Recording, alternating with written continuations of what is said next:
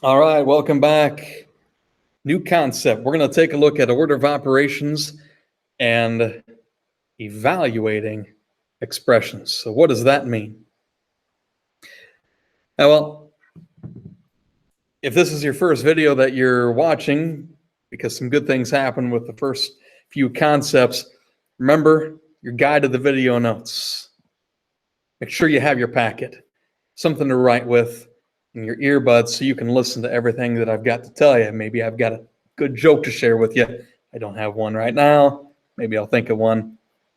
We've got some vocabulary, definitions, some good notes. Remember, when you get to the independent practice portion, it's kind of got it down in here. Pause the video, work through these items right here. Hopefully you did well with them when you unpause the video, and then your next steps right down in here.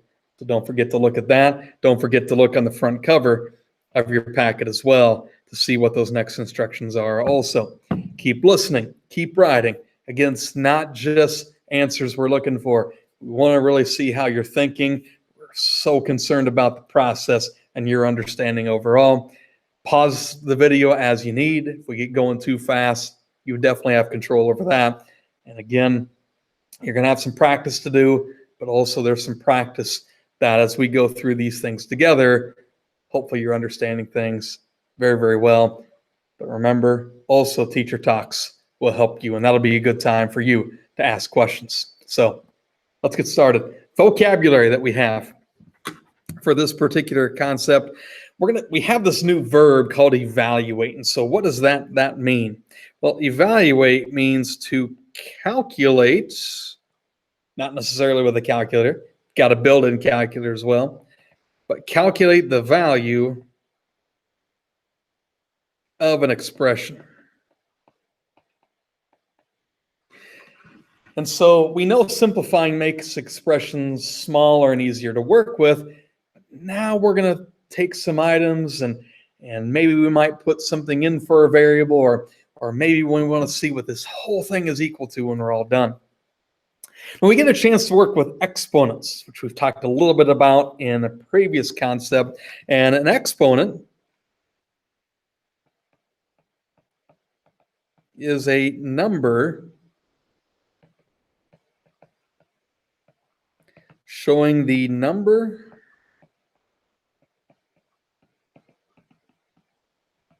of factors that we're dealing with. Now, sometimes when we talk about exponents, sometimes we say, oh, I want to square a number. Well, when we square a particular number, that means we have an exponent of 2. And when we square numbers, we get these numbers called perfect squares. Remember the perfect squares? 1 times 1, or 1 squared is 1. 2 squared is 4. 3 squared is 9. 4 squared is 16. You got them. You know them. And then cube means we have an exponent of not 1, not 2, 3. Now, that's the key vocabulary, but there's a process that we're going to deal with, and it's called order of operations. And it's kind of a 4-step process that I want to share with you. Because when we evaluate or simplify expressions, we want to follow this. So order of operations, step number 1. When we evaluate an expression, and it works for simplifying as well, but we want to take care of any parentheses that we have first of all. Step 2, we'd like to take care of any exponents. Meaning if we have 5 squared, which is 5 to the second, we want to make that 25. Third, we want to multiply and or divide from left to right. We'll put an L for left, R for right. Finally, we want to add and or subtract from left to right. Order of operations. That's the process that we want to focus on in this particular concept as well. Calculators can do all kinds of great things. But again, use these rules. You've got these tools, and that will help you better understand what's going on with the numbers and with the Algebra 2 that we're about to experience. So let's evaluate some expressions first of all here. So let's talk about what these mean and maybe another way that we can write these. So the first one, we've got 2/3 squared. Well, when we see squared, that means that we're taking 2/3 and we're going to square it. Now, this is the quantity 2/3 squared. Now, what this means to do is it basically means to take 2/3 times 2/3. Well, if we multiply those fractions together, we get 4/9, and we've evaluated that expression. Now, 2 cubed is the same as 2 to the 3rd power. That's 2 times 2 times 2. See, that tells us that we have 3 factors of 2, giving us 8. 1 to the 17th, that means I'm going to take 1 times 1 times 1 times 1, 17 times. If you multiply 1 by itself 17 times, or however many times, you're going to get a final result of 1. Now, 9 to the 0 power. Anything to the 0 power is 1. See, we'll talk more about that as time goes, but if you have a variable to a power of 0, well, that makes it 1, and it makes some of the expressions in algebra work quite nicely together later on. Now, 10 squared, or 10 to the 2nd, is 10 times 10, which is 100. Now, I'm putting an equal sign here because 10 times 10 is the same as 100. So I'm evaluating expressions, and expressions don't have equal signs because we're not solving, but again, we can link these together as equivalent statements. Now, you'll notice that 10 squared had an answer of 100, or 1 and 2 zeros. Based on that, what's 10 to the 4th? Well, an easy way to remember that is a 1 with 4 zeros, namely 10,000, if you want to put the comma in. Now, down here, we see we have -3 squared. I didn't quite even say that right, did I? Because this is the quantity -3 squared. What that means is I'm going to take -3 times -3, which gives me 9. Which is a different answer than if I had -3 squared. See, on this one, I'm going to keep the negative, but I'm going to take 3 times 3, which keeps my answer negative, and 3 squared is 9. Therefore, I have -9. All right, evaluating expressions. Let's say you're given some facts. You know A is 2/3, B is -1, and C is 12, and we want to find those 4 items right there. So we're going to do a little substitution. We're going to take that. Anytime I see a variable, I'm going to make a replacement. So this is going to give me 9 times 2/3. And I'm going to put 9 over 1, and I'm going to multiply these fractions. Now, I can multiply across and get 18 over 3, which reduces to 6, or I know that 3 goes into 3 once, and 3 goes into 9 3 times, and I end up with 3 times 2 is 6 over 1 times 1, which is 1. Final result of 6. When I substitute back in, I have to be very careful. This is 6 minus, now B is -1. So this is really 6 minus a -1. Now, when I subtract integers, I'm really adding the opposite. So I have 6 plus 1, which results in 7. Our next one, 27 divided by the value of C, which up above here is 12. I could use my handy-dandy calculator. I could divide that out. I could use the fraction button, or just divide it using the division symbol, or I could just reduce it as a fraction. Well, I could divide 27 by 3, and 12 by 3, giving me 9 over 4, which is just fine. Improper is A-okay. And finally, we have A plus 2. So A is 2/3 plus 2. Now, if we have a situation like this, we just mentioned that improper is okay, but if we end up with a mixed answer, 2 and 2/3, that's all right too.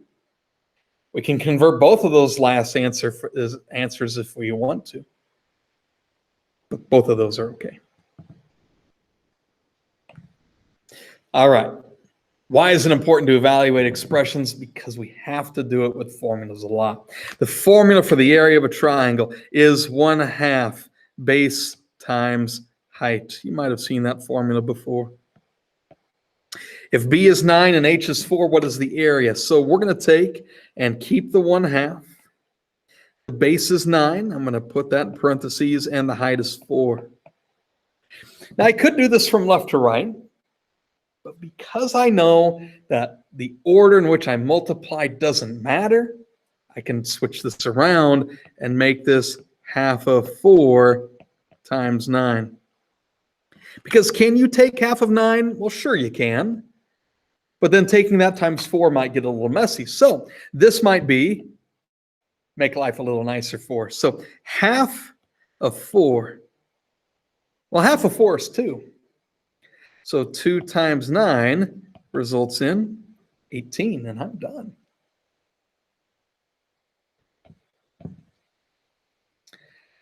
Order of operations. Those 4 rules that we talked about earlier. Let's perform them. Notice all 3 of these items, they don't all have parentheses. The first one does not. So I go to exponents, and I have a 6 squared.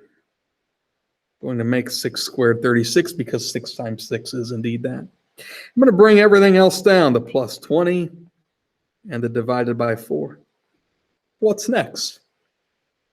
Multiplying and dividing from left to right is what's next. So 20 divided by 4 is 5. So I'm going to have 36 plus 5, which results in 41. Done. When we see a fraction, we kind of treat the numerator as one set of parentheses and the denominator as a second set of parentheses. Think of it that way. So we simplify the numerator and denominator separate first. So in the numerator, we have a 9 plus. Now, I have to do the 2 times 4 first, which is 8. Keeps it 6 minus 2. Well, I know 9 plus 8 is 17, and I know 6 minus 2 is 4. Totally okay. 17 over 4, you don't have to change it to a decimal. Last, we have parentheses finally on this one. So the 10 over 2, I'm going to leave it be for a moment. If you want to simplify that, you can. Since that's a fraction, you can reduce. Minus 8 and 10 plus 11, or 10 plus 1, gave that away, is 11. So this is 8 times 11. And I can also write 11 in parentheses. So I have division, 10 divided by 2, which is 5. And 8 times 11, 88. And 5 minus 88, well, if I add the opposite, 5 plus negative 88, it's negative 83. All right, I've got one for you, a little independent practice for you here. If E is negative 5 and F is 1/5, evaluate F minus 4E plus F. Woo, it's a lot. Pause the video, give it a try. I'll be back with you shortly.